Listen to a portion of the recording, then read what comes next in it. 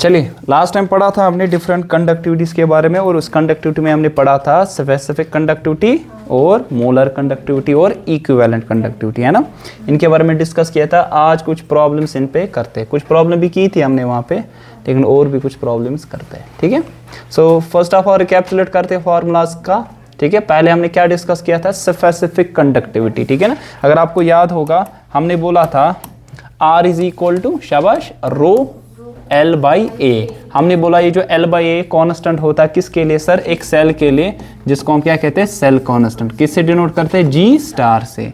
तो अगर हम यहाँ पे इसका रेसिप्रोकल करेंगे 1 बाई आर, तो आएगा 1 बाई रो, है ना, 1 बाई जी स्टार, ठीक है, याद है आपको। तो हमने बोला था कि 1 by R is conductance G, यह आएगा कंडक्टिविटी, स्पेसिफिक कंडक्टिविटी, और यहाँ पे G स्टार से डिवाइड, ठीक है। तो अगर आपको निकालना होगा कंडक्टेंस, ऐसे निकाल conductivity G into G star. फिर हमने बोला था और एक कंडक्टिविटी हमारे पास है, दैट इज शाबाश इक्विवेलेंट कंडक्टिविटी, जो कि हमारे पास किसके बराबर होता है बताओ, कंडक्टिविटी अपॉन नॉर्मेलिटी। अच्छा, जिस तरह वहाँ नॉर्मल में हमने बोला था अगर वहाँ पे आपके पास होगा वॉल्यूम mls में, तो किससे मल्टीप्लाई करते थे, 1000 से। तो यहाँ पे भी 1000 से मल्टीप्लाई करेंगे, ठीक है। इस तरह दूसरी क्या पड़ी थी, मोलर कंडक्टिविटी, जो K बाय कंसंट्रेशन आ जाएगा, और यहाँ पे मल्टीप्लाई बाय 1000, ठीक है, बात आई समझ। और हमने इनके दरमियान रिलेशनशिप भी पढ़ी थी, ठीक है। सो इक्विवेलेंट कंडक्टिविटी आ जाएगा किसके बराबर, n फैक्टर, ठीक है ना, इनटू मोलर कंडक्टिविटी। और n फैक्टर आपको पता है क्या होता है, हमने कैलकुलेट किया था, ठीक है। और ये डिफिनीशन इनकी क्या है, हमने बोला equivalent conductivity it is the conductivity of A solution containing 1 gram equivalent of solute, ये जो कि वहां पे इलेक्ट्रोलाइट है, which is between the 2 platinum electrodes. आपके पास 2 प्लैटिनम इलेक्ट्रोड्स हो गए, और कितनी आपके पास लेंथ होगी उनके दरमियान, दैट्स 1 यूनिट, और area of cross section 1 unit square, मतलब 1 यूनिट वॉल्यूम ऑफ जो आपके पास इलेक्ट्रोलाइट वहां होना चाहिए। सिमिलरली अगर 1 मोल ऑफ इलेक्ट्रोलाइट होगा तो मोलर कंडक्टिविटी होगी, ठीक है। ये बात आई समझ, ये चीज़ हमने डिस्कस की थी। उस पे पहले हमारे पास प्रॉब्लम है, यहाँ पे क्या है, एक conductivity cell has a platinum electrode, 2 platinum के इलेक्ट्रोड्स है, separated by distance of 1.5 centimetre. So आपके पास यहाँ पे गिवन है फर्स्ट ऑफ ऑल डिस्टेंस, ठीक है ना। सो L का वैल्यू कितना है सर, इट इज 1.5 सेंटीमीटर, जिसको हम मीटर में अगर लिखे तो क्या लिखे, 1.5 इंटू 10⁻⁻² मीटर। क्यों, 1 सेंटीमीटर होता है 10⁻⁻² मीटर के बराबर। और फिर क्या गिवन है, and the cross sectional area of each electrode is 4.5 square centimetre. तो ये सेंटीमीटर स्क्वायर में, तो इसको किस में कन्वर्ट करेंगे, मीटर स्क्वायर में कन्वर्ट करेंगे। सो कैसे लिखेंगे, सो आप लिखोगे एरिया ऑफ क्रॉस सेक्शन जो कितना है sir, how much it is, 4.5 centimetre square, ठीक है ना। तो 1 सेंटीमीटर कितना होता है, 10⁻⁻², उसका स्क्वायर करेंगे तो 10⁻⁻⁴। So it will be 4.5 into 10⁻⁻⁴ metre square में आ जाएगा, ठीक है। यूजिंग दिस सेल, हमने सेल यूज करनी है, द रेजिस्टेंस ऑफ 0.5 नॉर्मेलिटी। तो यहाँ पे कंसंट्रेशन कितनी गिवन है, सो यहाँ पे आपके पास नॉर्मेलिटी का वैल्यू गिवन है 0.5, ठीक है ना। Electrolytic solution was measured as 15 ohm. तो रेजिस्टेंस इसकी कितनी है सर, 15 ओहम, 15 ओहम, ठीक है। आपसे बोला गया कि find the specific conductance of the solution के बारे में निकालो, ठीक है। देखिए हमारे पास K का वैल्यू जो आपके पास होता है वो किसके बराबर होता है, शाबाश, अभी निकाला था हमने, किसके बराबर होता है, it is G into G star, है ना सर। सर G होता है 1 बाई आर, और G स्टार होता है L बाई ए, होता ना इसके बराबर, ठीक है। सो यहाँ पे हम निकाल सकते हैं इसका वैल्यू 1 बाई R का वैल्यू कितना है सर, 15, ठीक है। और इसका वैल्यू कितना है, 1.5 इंटू 10⁻⁻², ठीक है ना। और इसका 4.5 इंटू 10⁻⁻⁴ आ जाएगा। ये 1R, ये 3R, ठीक है ना, आएगा 1.5 1R, 1.5 3R, ठीक है ना। अच्छा, ये -4 ऊपर जाएगा, क्या बनेगा, +4, तो +4 - 2 आएगा +2, 15 3R 45, ये आएगा 1/45 शब इंटू 10⁻², ठीक है, +2 आ जाएगा। फिर इसको आप क्या कर लोगे, शाबाश, डिवीजन कर लोगे। कैसे डिवाइड कर लोगे सर, यहाँ पे 1 और 45, यहाँ पॉइंट, यहाँ 0, यहाँ 0 और यहाँ 0, 45 2 तो 0.222 आ जाएगा, ऐसा कुछ, ठीक है ना। सो 0.5 0.022 ऐसा कुछ आएगा इनटू 100, 10⁻²2 का मतलब ये होता है। So when you solve it will B 2.22। Unit क्या है? सीमन पर मीटर। सिंपल, ठीक है। ये तो सिंपल प्रॉब्लम थी, put the value get the answer वाली, ठीक है। आएगा करना? हाँ, बस फॉर्मूला पता होनी चाहिए, आप कर सकते हैं। Calculate the molar conductivity of a solution, conductance of 0.025 molar aqueous solution. तो आपके पास यहाँ गिवन है कंसंट्रेशन कितनी है? 0.0225 मोलर, मतलब मोल्स पर लीटर, ठीक है ना।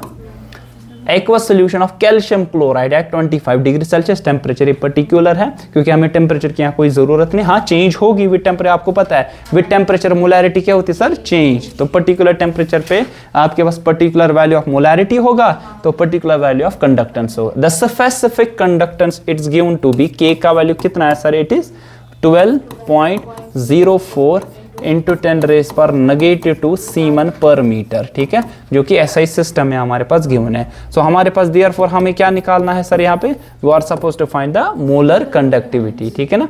सो मोलर कंडक्टिविटी का वैल्यू कैसे निकलेगा हमारे पास? यहाँ पे विल राइट हियर, किसके बराबर होता है? K/C के बराबर आ जाता है, ठीक है ना।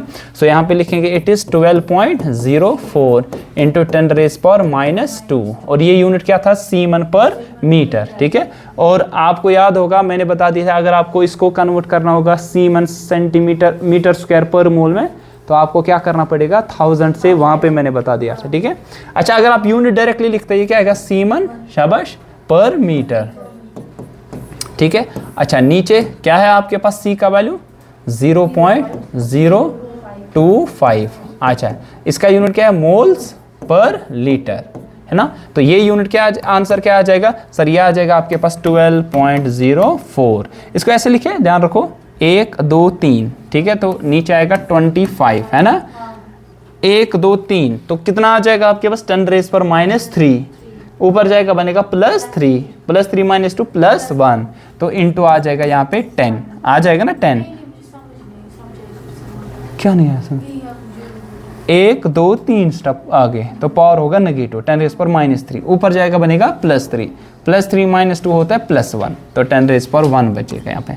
लेकिन यूनिट जो निकलेगा वो क्या निकला? सीमन, शाबाश, पर मीटर, पर मोल, पर लीटर, लीटर इस पर 1 आ जाएगा, ठीक है ना।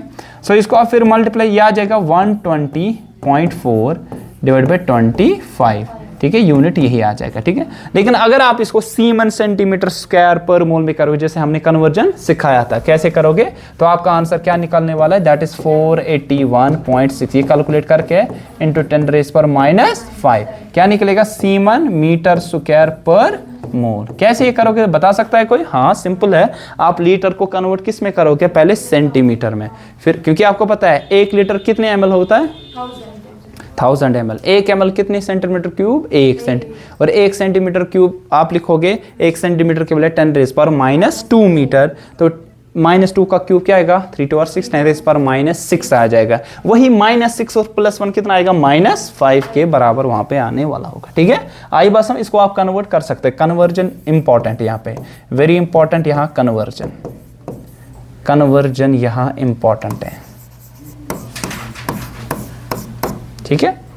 तो जिस तरह यहाँ पे डायरेक्टली इसने कन्वर्जन यहाँ पे किया, मोल्स पर मोल मीटर क्यूब से मल्टीप्लाई किया यहाँ पे, तो उस हिसाब से आपका आंसर निकल आ जाएगा, ठीक है।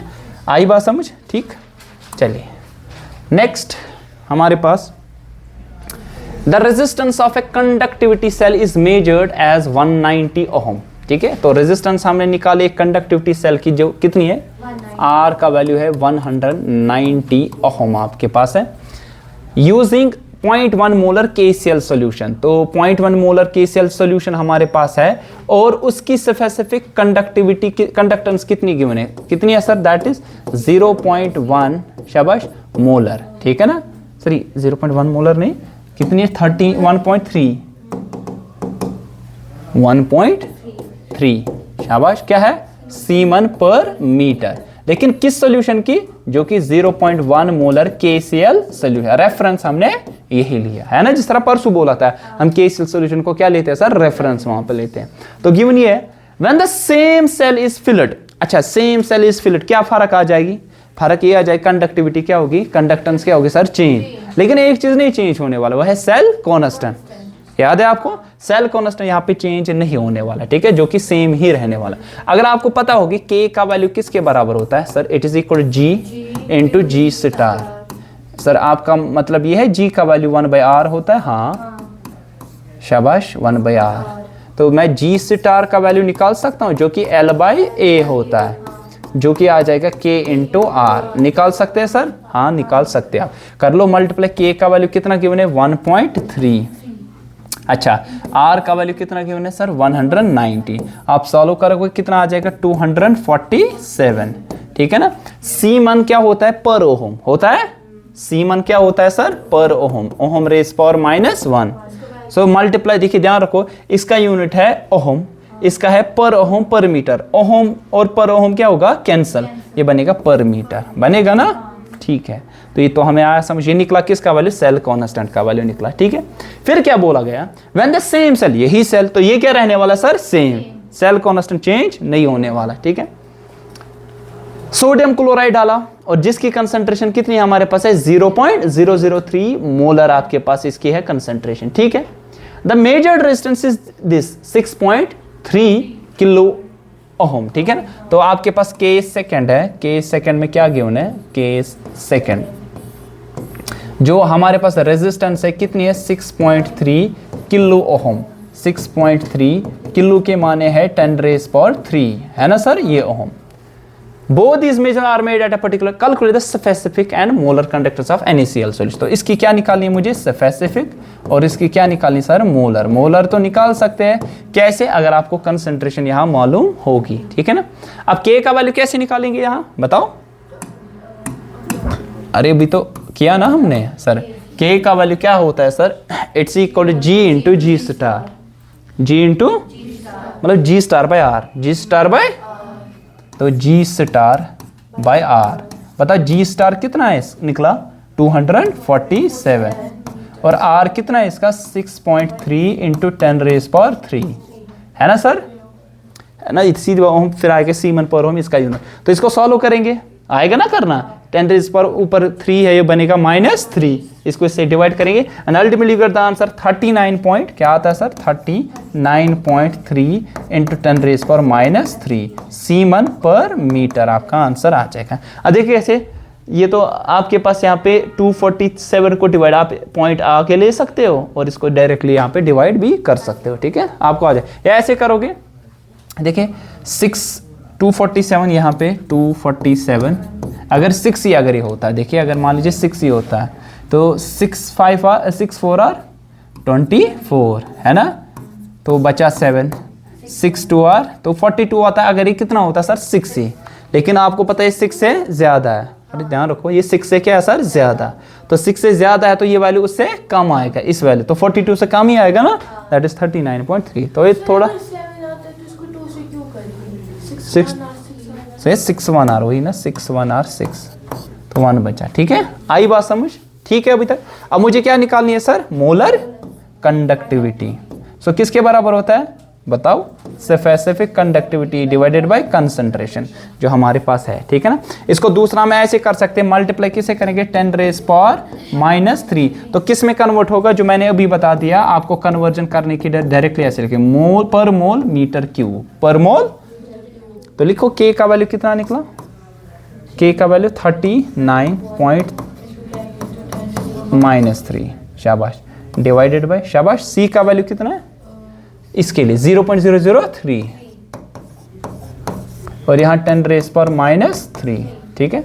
अब यहाँ ऐसे लिख सकते हो, ध्यान रखो 1 2 और 3, 3 इंटू 10⁻³ 1 -3 क्या होगा सर कैंसल, 3 1 R 3, 3 3 R 9, तो 13.1 13 ऐसे लिख सकते हो आप, तो 13 नियर अबाउट आ रहा है आंसर आपका 13.04 है ना सर, वही तो आ जाएगा आपके पास, इनटू 1 बचेगा 10⁻³ बचेगा ना, और आंसर किस में आएगा सीमन मीटर स्क्वायर पर मोल, सीमन मीटर स्क्वायर, क्योंकि हमने कन्वर्जन पहले ही किया यहाँ पे, ठीक है। उसमें भी यही कर सकते थे आप, क्या यहाँ अगर आपको इसमें कन्वर्ट करना है ना, यहीं पे क्या कर दो, यहीं पे आप क्या करना है, ये लिखा ना मैंने कहाँ पे, ये K/C आप डायरेक्टली लिख सकते हो, यहाँ पे लैम्डा m जो है ना ये K/C इंटू 10⁻³ यहाँ पे आ जाएगा आपके पास पर मोल मीटर क्यूब। तो आंसर जो निकलेगा ना आपके पास सीमन मीटर स्क्वायर पर मोल, और आपको डायरेक्ट कन्वर्जन करना होगा, ठीक है। तो इतनी दंदर करने की जरूरत फिर नहीं, वही आंसर आपका निकलता 481.6, ठीक है। आई बात समझ, क्लियर, ठीक से और था।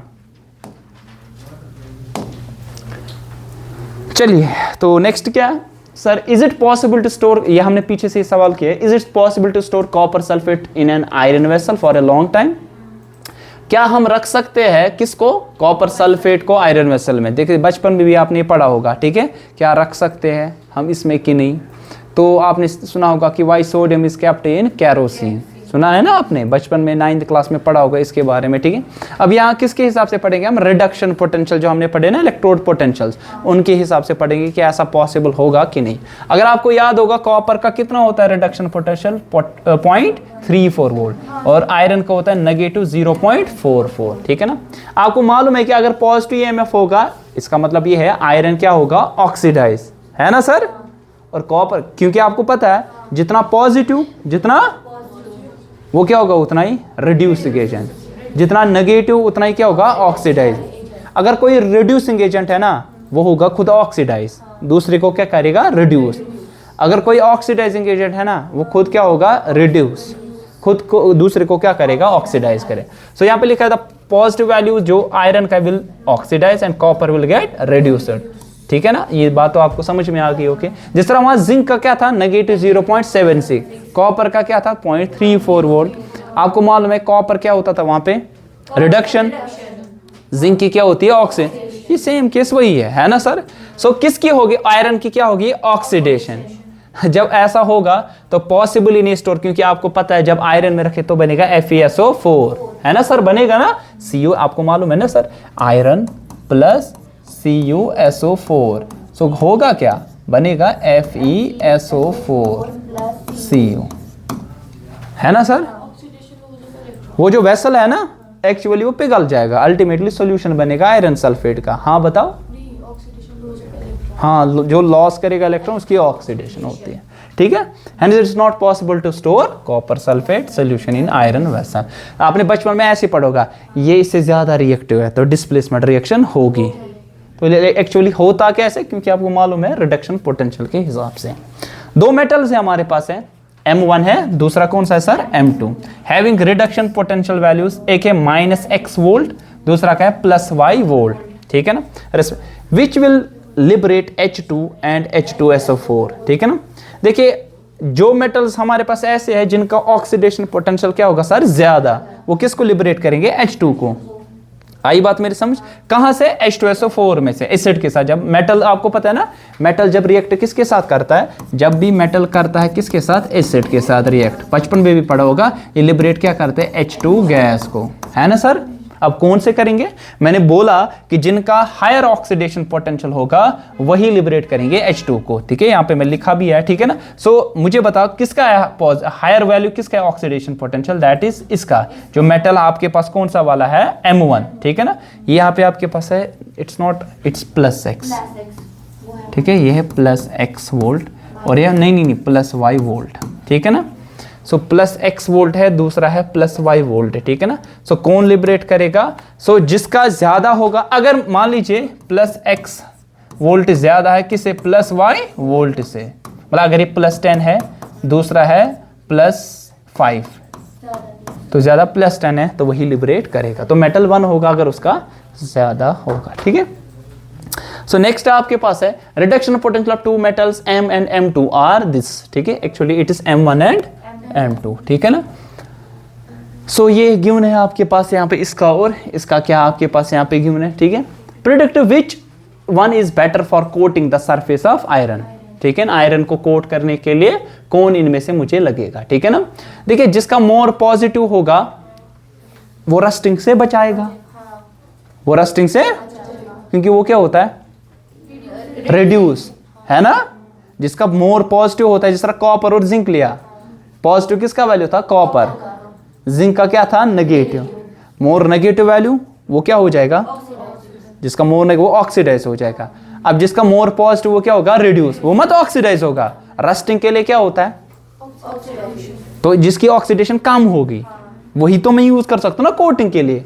अब काम किसका है, इसका प्लस 0.2 वोल्ट, उसका माइनस 2.3 वोल्ट है ना सर। सो आपके पास जो होगा M1 वो बेटर होगा ना।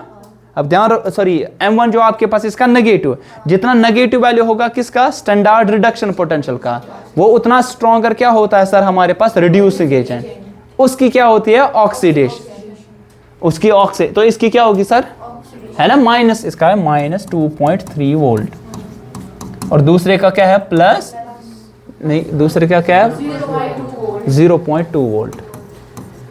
ठीक है, अब आयरन को कोट करना है मुझे, ठीक है ना।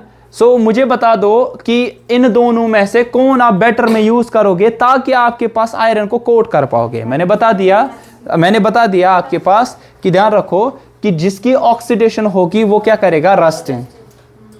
अगर मैं कॉपर है, दूसरा है मेरे पास जिंक, आयरन पे करूंगा कॉपर की कोटिंग, ऑक्सीडाइज होगा, या दूसरा आयरन का शीट है उस पे करूंगा जिंक की, सॉरी है ना, लेट सपोज हाँ जिंक की कोटिंग, तो जिंक की कोटिंग करूंगा और कॉपर की कोटिंग कर, कौन चलेगा, जिंक की कोटिंग। क्यों, क्योंकि वो मत ऑक्सीडाइज होगा नहीं, ऑक्सीडाइज तो आपके पास होते हैं, ऐसी बात नहीं है। जिंक का क्या है मोर नेगेटिव वैल्यू, कॉपर का क्या है मोर पॉजिटिव। जो जितना आपके पास पॉजिटिव वैल्यू होगा उसकी क्या होती है सर, रिडक्शन, है ना पॉजिटिव। तो कॉपर की क्या होगी रिडक्शन, जिंक की क्या होगी, तो मैं किसको यूज करूंगा वहां पर, कॉपर को यूज करूंगा क्योंकि उसका पॉजिटिव वैल्यू है, उसकी रिडक्शन ऑक्सीडेशन नहीं होगी जिंक की वहां पे। अब मसला है कॉपर हम लगा नहीं सकते है ना, प्रॉब्लम है, महंगा है, ठीक है ना। तो ये डिपेंड करता है आपके पास वहां पे कि मेटल की फिजिबिलिटी भी वो कहां लगेगी। तो ध्यान रखो जनरल में आप ऐसे याद रखो कि आपके पास जितना जिसकी ऑक्सीडेशन अच्छे से होगी ना वो कोटिंग के लिए आप यूज नहीं कर सकते इजीली, जिसकी होगी, जिसकी इजीली नहीं होगी उसको कोटिंग के लिए यूज कर सकते। ठीक है, calculate the standard EMF of the cell cadmium की, ठीक है ना, ये सेल है जनरल, आपको पता है ई कैथोड माइनस ई एनोड, ऐसे लिखते हैं कि आपको हमेशा कैथोड कहां से, राइट हैंड, एनोड कहां से, लेफ्ट हैंड साइड से। ठीक है, डिटरमाइन द सेल रिएक्शन क्या होगी, स्टैंडर्ड रिडक्शन पोटेंशियल इसका क्या होगा, अच्छा स्टैंडर्ड रिडक्शन पोटेंशियल इनका ये है, ये दो वैल्यूज के, predict the feasibility of reaction, क्या ये होगी रिएक्शन की, नहीं।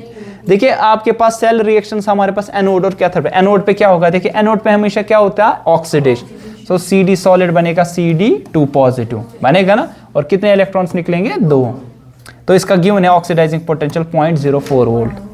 रिडक्शन कैथोड पे होगी, 2 इलेक्ट्रॉन्स लेगा, बनेगा कॉपर सॉलिड, ये एक कॉपर है दूसरा कैडमियम, ये तो दशवन सेम, ये कैडमियम है और ये कॉपर है, रिमेंबर दैट। ठीक है, सो कैथोड पे वही होगा, ठीक है ना। आपके पास आपको मालूम है किसके बराबर होता है, ई कैथोड माइनस ई एनोड। अब यहाँ प्लस आप इससे गड़बड़ नहीं होना कि आपके पास यहाँ पे, क्योंकि एक का ऑक्सीडेशन देखिए दूसरे का क्या देखिए रिडक्शन, वरना हमें क्या लेना होता है reduction, remember that in your mind, ठीक है ना। तब यहाँ ऑक्सीडेशन में एडिशन हो जाएगा, तो निकला कितना 0.74 वोल्ट।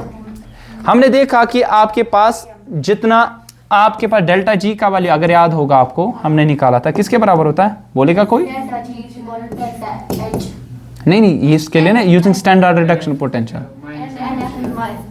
ई सेल, है ना सर।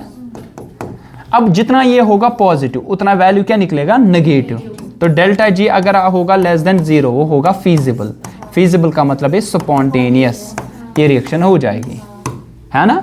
तो मुझे पॉजिटिव वैल्यू निकला, इधर डालोगे positive into negative is negative, तो डेल्टा जी क्या आएगा negative, delta G less than 0 है तो ये फीजिबल होगी, मींस कि ये स्पॉन्टेनियस हो। अब स्पॉन्टेनियस है, हाँ ये स्पॉन्टेनियस होगी। अगर ये नेगेटिव निकलता, नेगेटिव इंटू नेगेटिव क्या बनता है पॉजिटिव। अगर गिब्स फ्री एनर्जी का वैल्यू लेस देन 0 होता है रिएक्शन के लिए तो नॉन स्पॉन्टेनियस होता है, नॉट फीजिबल, मतलब ये रिएक्शन होगी ही नहीं। ठीक, आई बात समझ, क्लियर हो गया बंद, ये क्या दिल लगा साइन।